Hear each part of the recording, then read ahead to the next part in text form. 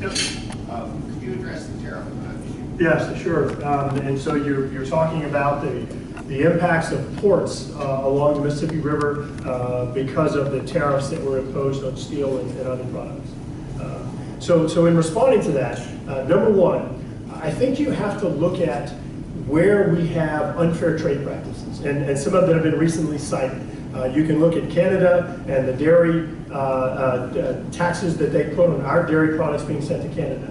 You can look at the taxes that China imposes on our cars being sent over there. There are just outrageous protective measures that are in place all across the globe. And so, first of all, I don't think it's okay to sit back and allow those to continue. Number two, I have personally been involved and had the opportunity to investigate and meet with folks on some of the predatory trade practices, particularly of China, as it relates to steel and aluminum.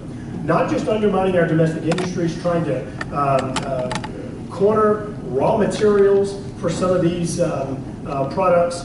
That undermines not just our economy and our domestic facilities and jobs, it undermines our defense industry.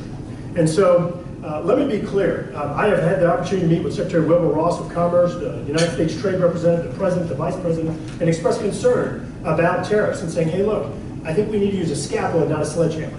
And the response that I got back, which I'll tell you, they did a good job explaining, is they said, look, in the past when we've gone in and we have done scalpel-type trade remedies, which I remember crawfish.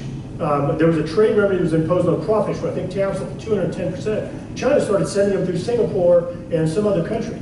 And so what they said is, they said, look, if we try and take a scalpel approach, China's going to find a way around it. We have to go blind. So here's the thing. Do I like the fact that we're having impacts to some degree in any sector of our economy? Adverse impacts? No.